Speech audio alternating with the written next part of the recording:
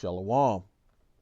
I'd like to start out by giving all glory, praise, and honor to Yahweh Bahasham, Yahweh Shai Bahasham, or Wadash. Double honors to the elders and apostles of the Great Millstone, and Shalom to the elect of Israel. This is Thamayim in Atlanta, and this past weekend at camp, the brother Anah was going into the understanding of reincarnation, or what the book calls regeneration, as well as hell, and understanding what hell is, because those two are kind of intertwined together. You have to understand that the worldly understanding of hell is actually false. It's basically Greek mythology, and they've pushed that into biblical understanding, but it's really not a part of biblical understanding. And the book speaks on reincarnation, and it goes into this over and over throughout the scriptures, and that's what the brother Anal was touching on, that there's reincarnation. And so for today's lesson, I want to expound on this one step further, and that yes, hell doesn't exist. The understanding of hell is that it's the grave, or it's your condition within life. And then that reincarnation is actually the truth, and that's what happens to somebody's soul after death, or what the scriptures call going to sleep. And I want to go into this understanding one step further and say that you can't understand the Lord's judgments unless you actually understand reincarnation. If you don't understand reincarnation, there's no way for you to understand his judgments. And so we're going to start out here at Psalms 147 and verse 19. It says, He showeth his word unto Jacob.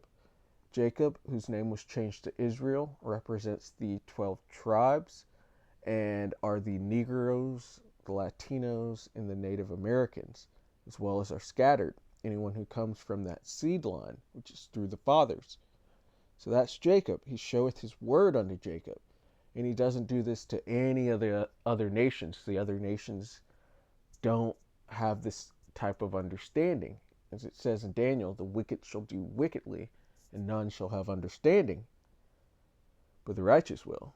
But moving on, it says, His statutes and his judgments unto Israel.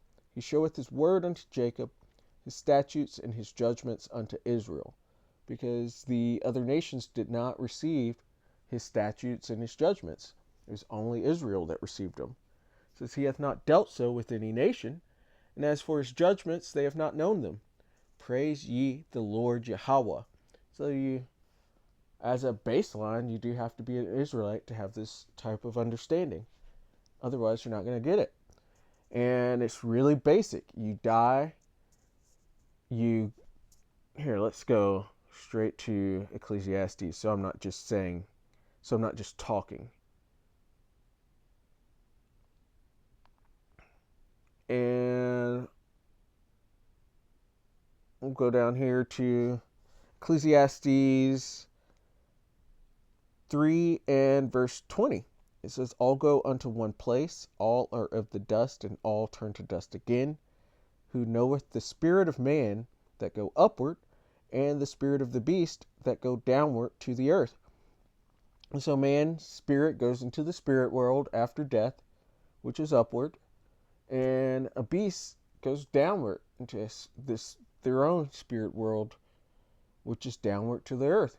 And this understanding of hell says that hell is downward, but right here in the scriptures it says that that's the beast, the animal spirit world.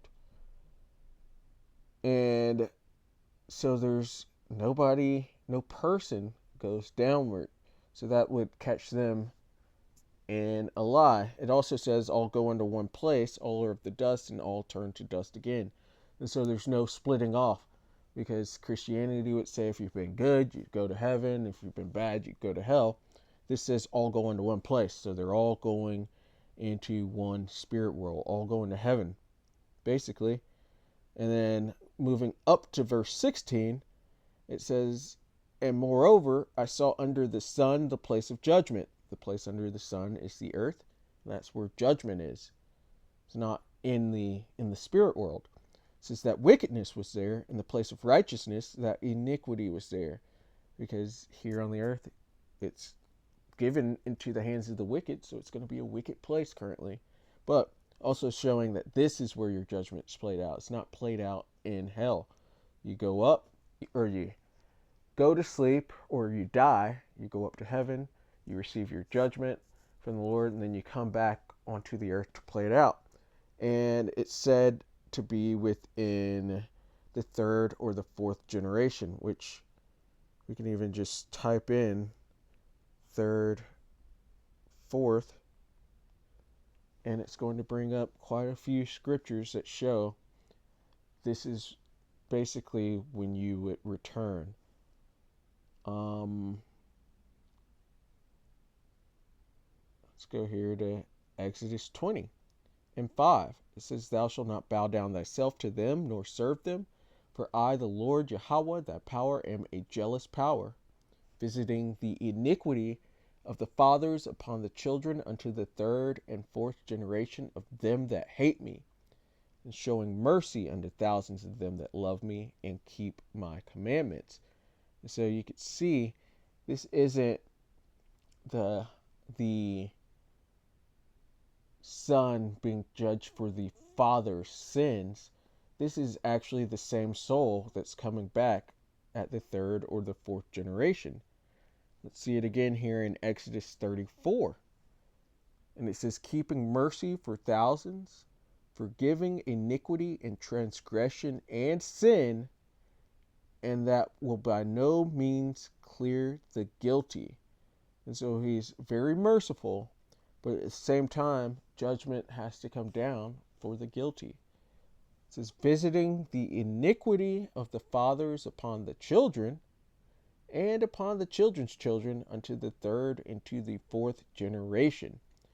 And so to even understand this scripture here, you have to understand reincarnation. It's a foundation. It's really milk of the scriptures to understand that reincarnation exists and how it exists, to where you come back for judgment in the third or the fourth generation. And so somebody would read that scripture, or those two in Exodus, and then read Deuteronomy 24 and 16, where it says, "The fathers shall not be put to death for the children, neither shall the children be put to death for the fathers. Every man shall be put to death for his own sin." And somebody would read that and then read what we just read in Exodus and think that the Lord is putting out confusion, but there's no confusion. This is that it's the same soul that is being judged for their crimes, for their iniquities. They because the Lord is he's not the author of confusion, and that would make a contradiction for him to say that he's not putting the son down for the sins of the father. But then they read where he visits the iniquity onto the children after the third or fourth generation. There's no confusion there, because that is the same soul that he's judging. Here's another one in Jeremiah 32, and it says, "Thou showest loving kindness unto thousands, and recompensest the iniquity of the fathers into the bosom of their children after them. The mighty power, the Lord of hosts is his name." So there's no confusion there. This is reincarnation that he's speaking of, when he's actually visiting these sins, because he's very merciful and he's giving these people, these souls, a whole lifetime to figure it out. But if they can't, they're going to be judged in either that lifetime or in the next one or the next one after that. But he's not visiting the iniquities onto someone else onto another soul from their father at all.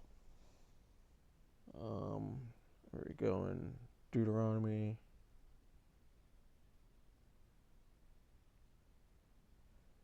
Salakia.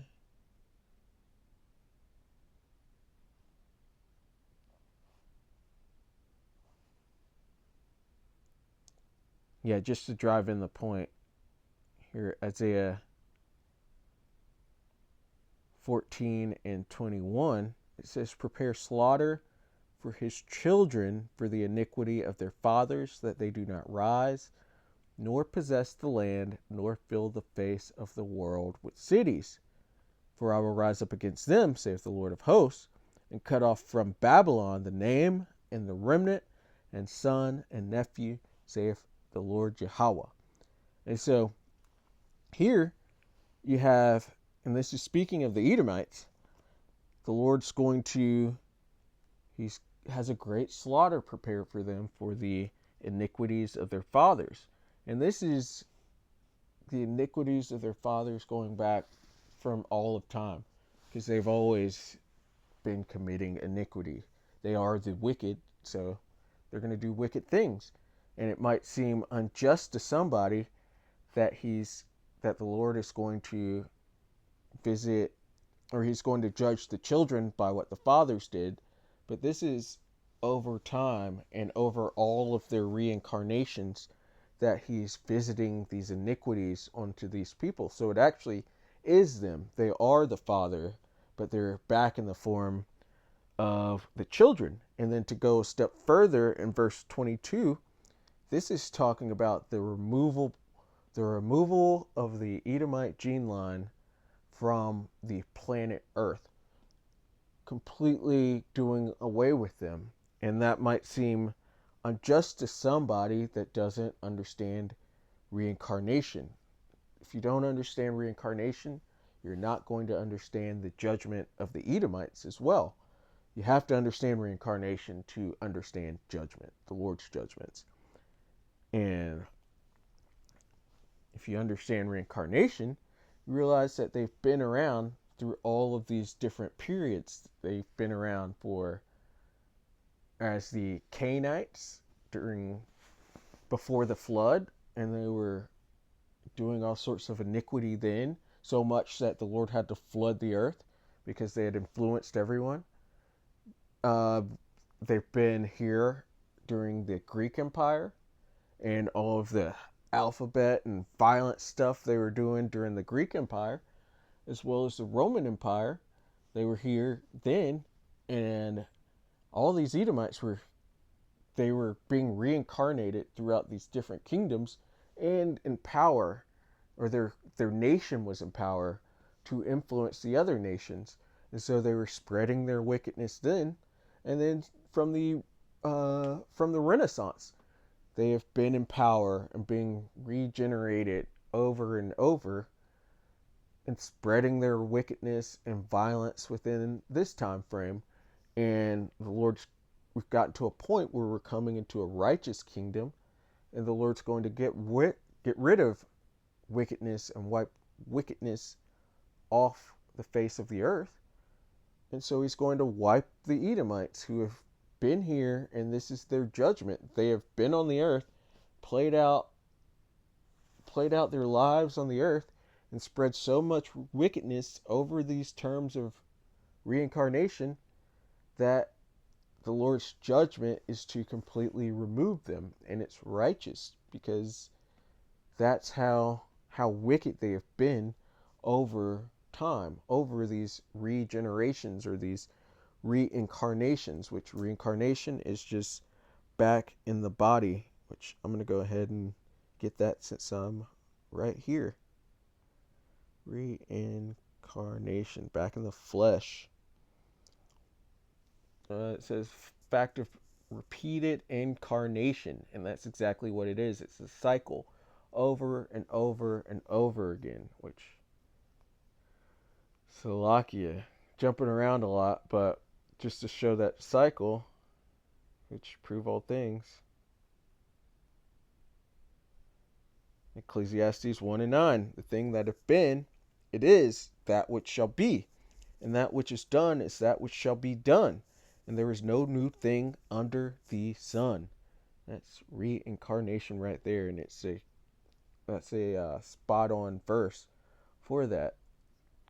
So, a fact of repeated incarnation, the state of being embodied anew.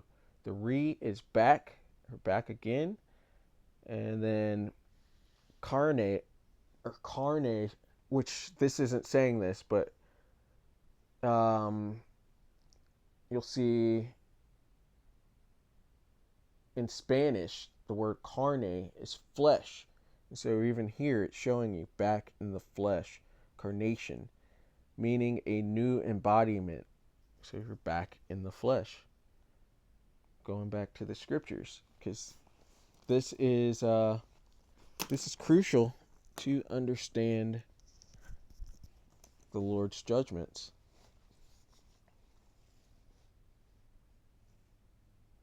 And we'll start wrapping this up. Isaiah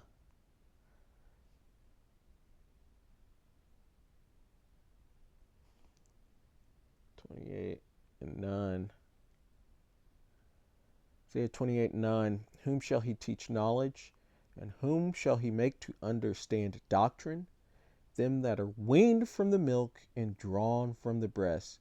This is going into his saints, the elect, and he's teaching, and he is perfecting the saints, and he is trying the saints, and part of that is giving the saints this wisdom, knowledge, and understanding, which go into understanding the Lord's judgments. And you do that by going through the book, as he tells us to do here in verse 10. It says, for precept must be upon precept, precept upon precept, line upon line, line upon line, here a little and there a little. And so stacking it on. And we've gotten this through the elders and apostles of the Great Millstone. Well, learning and going through the precepts over and over and looking at them and adding them together, putting them together like a puzzle, shows you that there is no hell, in fact, but there is reincarnation throughout the scriptures. And you have to have that basic understanding of reincarnation to understand that the Lord is, or to understand the Lord's judgments.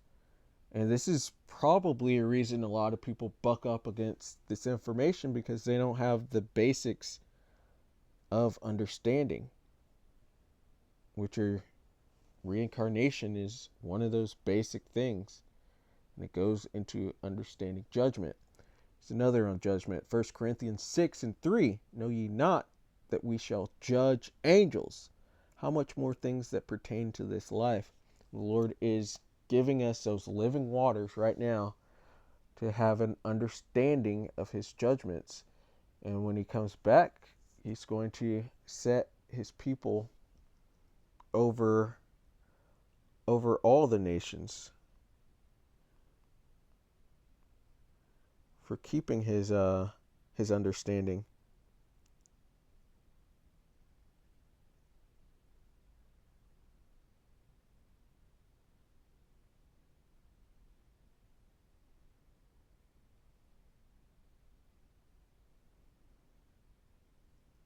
Power.